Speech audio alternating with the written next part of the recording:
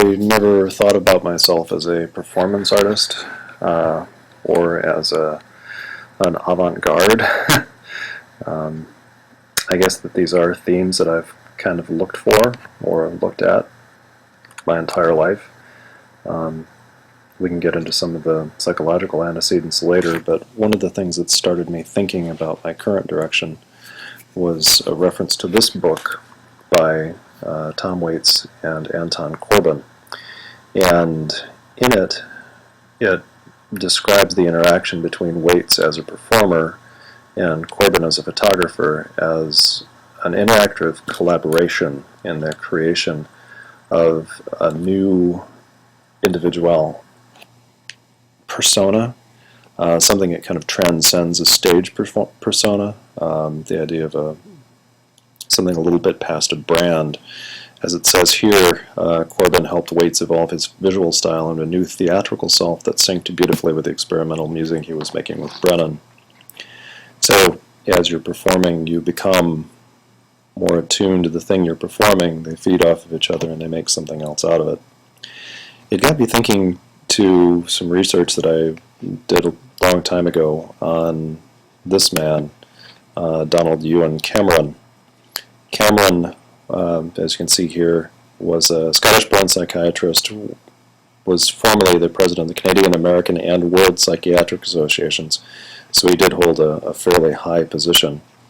But he sort of was retired in disgrace because they discovered a connection with the MK Ultra mind control program, specifically Project 68.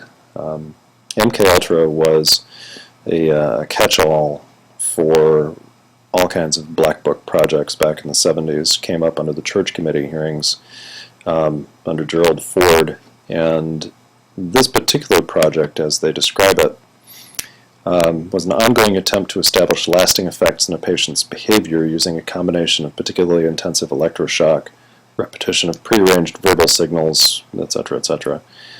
Essentially what he would do, or what he was attempting to do, was erase the existing problematic personality and to create a new one.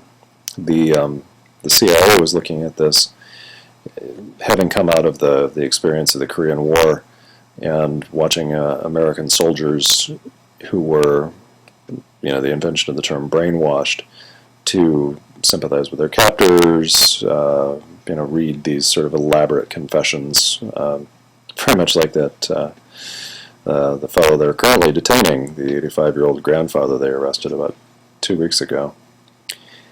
In any event, he was using a combination of techniques to erase these existing personalities, which in turn remind me of a lot of the things that happen when you're congenitally depressed.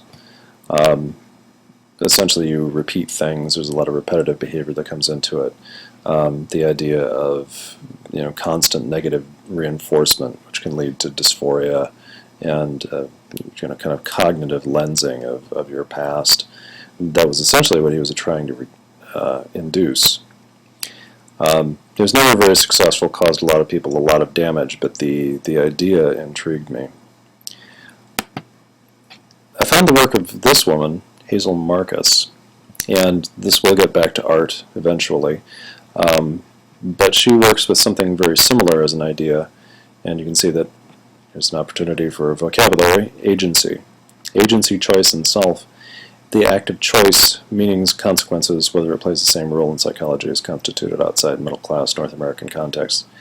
Her idea, and it's not specifically just her, there is kind of a movement in psychology for this, is that we create versions of possible selves in addition to the present self, that our sense of the self at the moment is a combination of what we remember and what we view as likely possibilities out of a range of possibilities. One of our more interesting studies was taking people who had been through very similar traumas at very similar times, subsetting them into those that could be tested to be seen as not quite adjusting to that trauma, and then asking them what the likelihood was of their having positive things happen to them in the future or negative things happening to them in the future. And there was a very direct correlation. So the idea is, if you can envision a positive self, then you will work to become that. Now, this bears on other things. This fellow is a specialist in body language, reading body language. He's been an interrogator. You can see that he's studying nonverbal behavior for the past 45 years, 25 of these spent with the SBI catching spies. So he's one of the interviewers, or one of the observers of behavior during interrogation. If you look up and to the left, for instance, that's an indication that you're fabricating something. If you have extended eye contact with a person that you're talking to, that's also an indication that you're trying to be over-earnest. This is something that used car dealers do all the time. The thing that's also interesting is that those physical cues can feed back into the personality. They've done studies that say that if someone comes in to take a test and they perform an action that is aggressive or alpha associated, a big yawn with large arm movements, for instance, that they will actually do better on that test, that they will feel more connected to kind of an aggressive or more confident personality. So the idea of bringing all of this in is a combination of techniques. One was the simple necessity of my getting through this program, but the other is the idea of trying to find a way to quantify this and using the self as an artistic medium, not looking at it as something that could be just created and not looking at it as something as a role that could be written, but something that you could, by varying the cues that you use to understand this stuff, create a new space or create a new individual the way you would build a pot or weld up a sculpture. Now, the idea of self-experimentation, this is a piece that I referenced in the 600 words, is may the horse live within me. With self-experimentation, there's perhaps a more immediate connection in terms of biological self-experimentation than psychological experimentation, but I think that there is an immediate authenticity that is difficult to achieve in more conventional fine art areas. A painting or a sculpture has an inherent falsehood that has to be understood and parsed and taken apart. Something that uses the physical body, and I think this is one thing that the performance artists are certainly into, turns it into something that's more immediately accessible and relatable on the part of the viewer. I would separate this a little bit from performance, because there is the quantifiable aspect of it. In a piece like Marina Abramovic, any of Abramovic's pieces, she's not measuring her reaction. She's creating her reaction as a narrative necessity, but she isn't quantifying it in any way. When a viewer comes up to her and interacts with her in some way, her aesthetic external is something that you see as a viewer and only as a viewer, but that can be manipulated by her. Her self-control, her the way that she moves, the way that she feels that narrative can be contained within the space of the character that she's playing. Even if the character is herself, she could be manipulating it. With this piece, essentially, that would be very difficult to do. You can't consciously manipulate your physiology, as far as anybody knows. Essentially, what the artist did in this case, and it's a team, Marion Laval-Genetet and Benoit Mangin, sorry, my French is terrible, worked over the period of a couple of months to inure her body to be able to tolerate a transfusion, a blood transfusion from this horse. On the day that she got the transfusion, she donned these digitigrade, and you can see the stilts here, digitigrade stilts, and interacted in a communications ritual, which was filmed. You can see here the display of the piece, so there's a documentary film. There are also vials of the frozen blood, which is part of the physical section of the art. And then her log of her psychological experiences before and after the transfusion.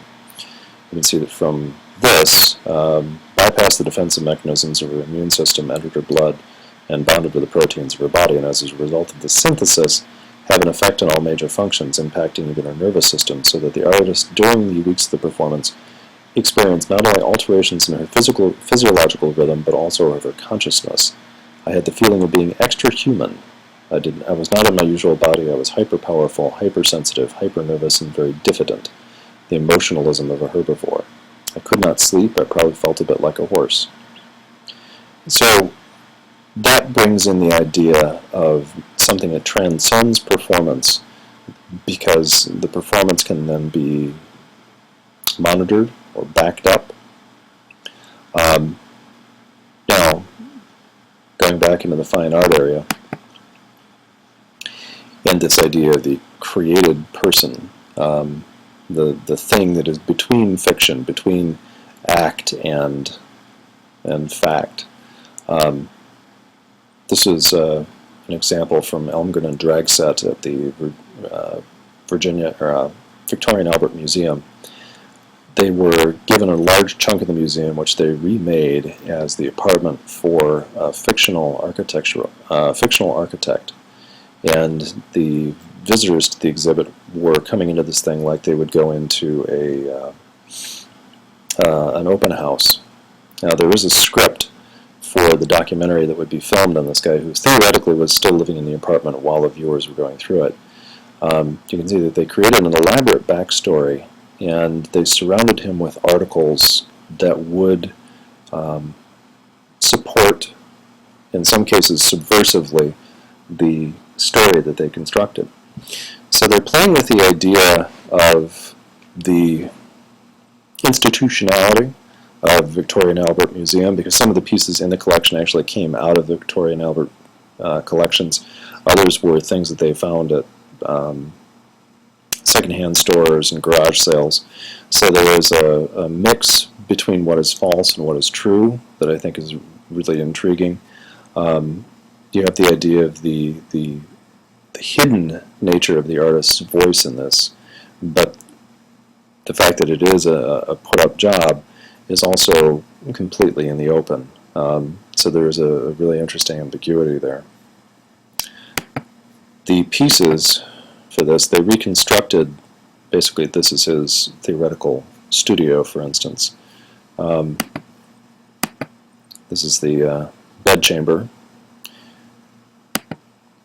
So when I was looking at this, my question became, if you moved into this space, would you eventually kind of become this person? And going back to Dr. Cameron, would it be possible in that case to create the space beforehand and manipulate the physiology and manipulate your psychology through external means? So it's a combination of factors. Just throw this in is documentation. This was from another Elmgren and Dragset piece. The question becomes, is it possible to interact between performance and science and art and create something new out of all three of those and avoid the kind of rote questions that each individual discipline might bring to the equation? Hope this was what you're looking for. I apologize for the delays and the gaps.